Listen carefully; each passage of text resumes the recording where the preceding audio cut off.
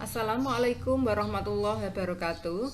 Anak-anak, mari kita belajar mengenai jamur, yaitu pada divisi Ascomycota. Oke.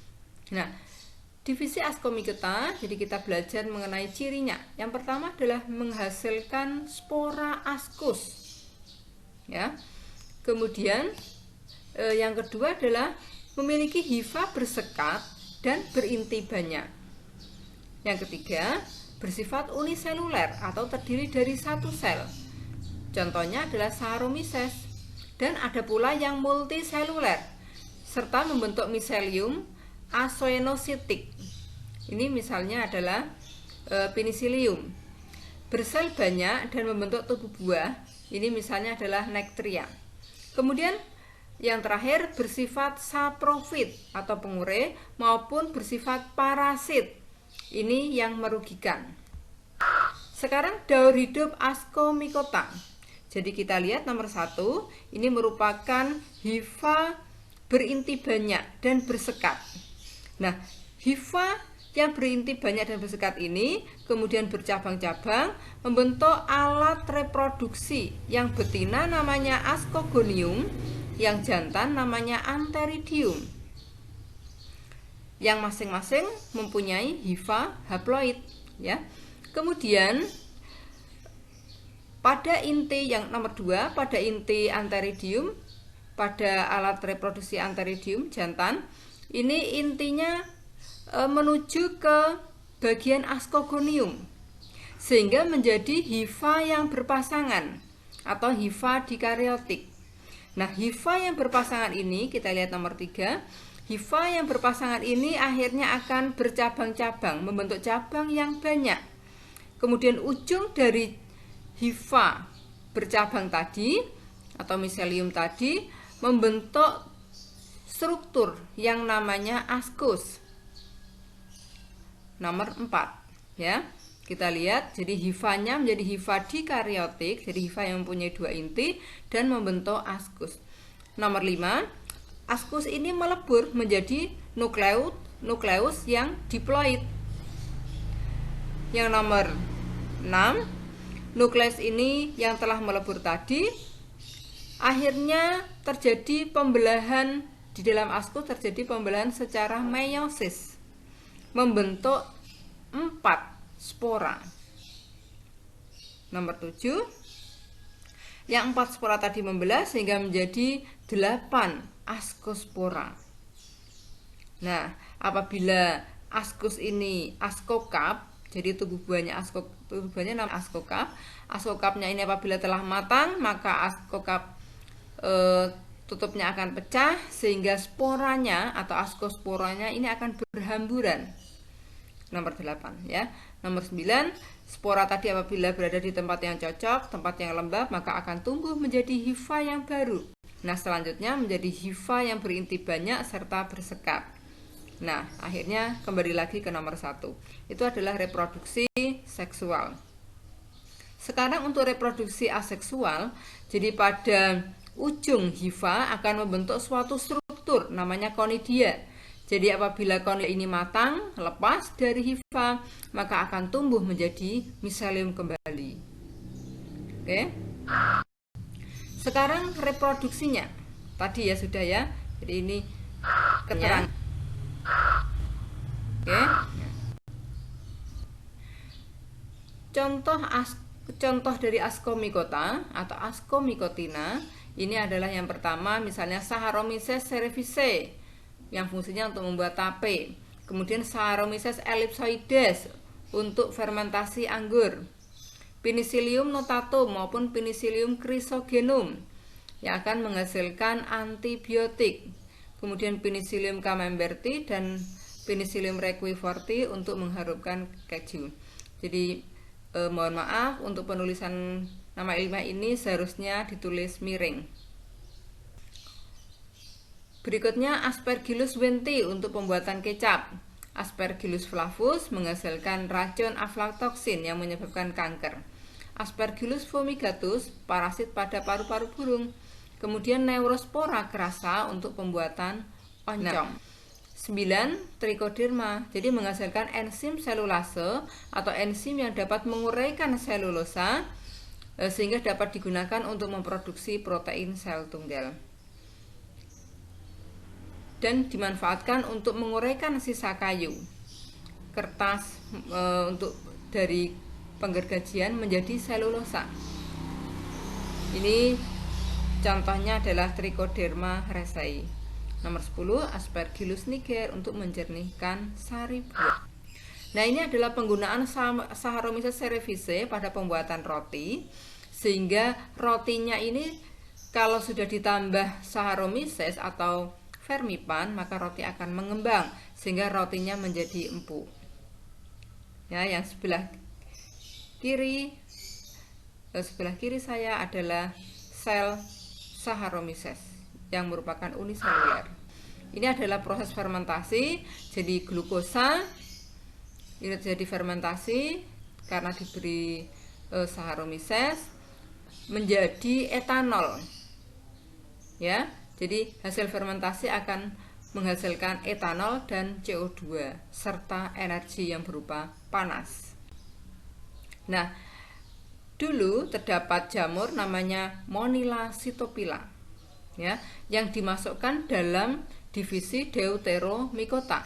Setelah diketahui reproduksi seksualnya, sehingga dimasukkan dalam Ascomycota, sehingga namanya berubah menjadi Neospora crassa. Reproduksi secara vegetatif akan membentuk conidia, ya, yang warnanya hijau kebiruan.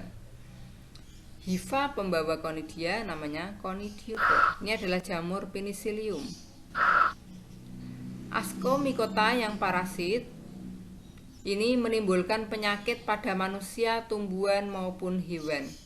Contohnya Saccharomyces bisa menimbulkan epitelium mulut berwarna putih pada anak-anak. Nah, ini penyakitnya namanya Saccharomycosis. Jadi genusnya Saccharomyces, ya, tapi beda dengan untuk pembuatan tape. Kalau untuk tape Saccharomyces cerevisiae. Ascomycota ada yang bersimbiosis. Jadi simbiosis merupakan kerjasama antara jamur dengan alga. Nah, kita tahu contohnya adalah lumut kerak atau lisenes. Jadi lumut kerak itu merupakan perintis, di mana makhluk hidup lain belum bisa tumbuh, maka dia yang memulai kehidupan yang baru. Nah, lumut kerak itu terdiri atas jamur. Jadi kerjasama antara jamur dari divisi Ascomycota maupun Basidiomycota yang bersimbiosis dengan alga hijau biru atau cyanobacter, ya, maupun alga hijau atau chlorophyta.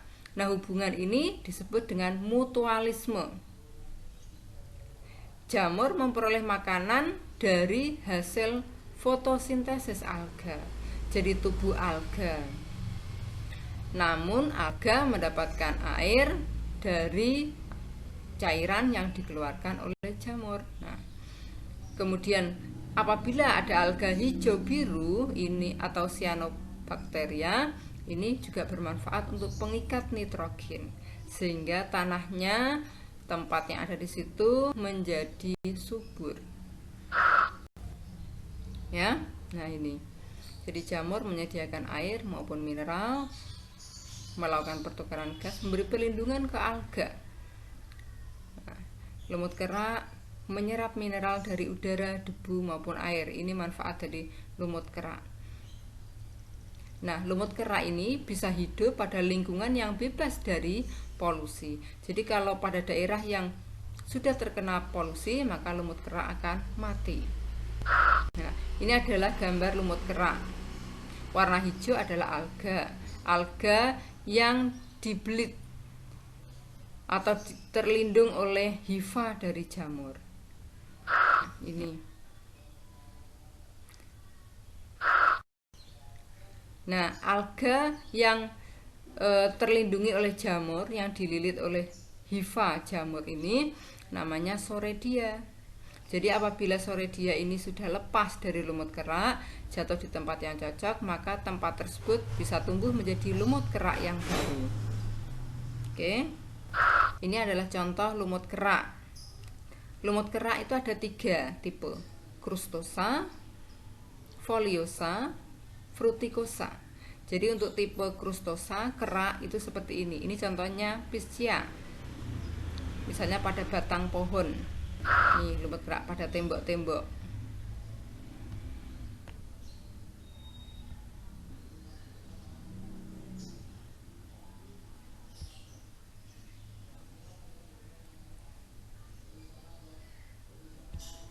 Nah, ini lumut kerak genus Rhizocarpon. Ini juga. Ini tipe fruticosa, contohnya Usnea. Usnea dasypoga. Ini crustosa, tipe crustosa, contohnya Parmelia. Nah, ini Peltigyra, tipe foliosa, yang kering. Nah, ini juga. Jadi ini tadi sudah saya jelaskan, reproduksi lumut kerak ada yang secara seksual, maka jamur maupun alga melakukan reproduksi sendiri-sendiri. Jadi jamur bisa membentuk ascocarp. Kalau untuk yang Basidiomycota bisa membentuk Basidiocarp. Di dalamnya terdapat spora. Oke. Secara aseksual bisa dengan fragmentasi, jadi terputusnya hifa. Ya. Ini akan, atau juga ada yang membentuk soredia, jadi alga yang terbungkus oleh hifa.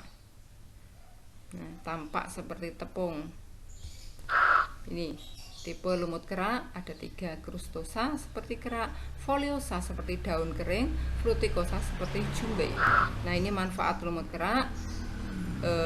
Pigmen yang dihasilkan bisa digunakan untuk membuat kertas lakmus, kemudian melapukkan permukaan batuan dan menambah kandungan zat yang dimiliki. Indikator pencemaran udara. Jadi karena lumut kerak ini bisa hidup pada lingkungan yang tidak tercemar. Ini bahan obat ya, Usnea barbata maupun Usnea dasypoga. Ini maaf ada titiknya salah ya. Jadi tidak ada titiknya. Menempel pada pohon, grapis. Nah, ini Parmelia acetabulum. Nah, sekian materi mengenai Ascomycota. Semoga bermanfaat. Mohon maaf yang sebesar-besarnya apabila terdapat kekurangan. Wassalamualaikum warahmatullahi wabarakatuh.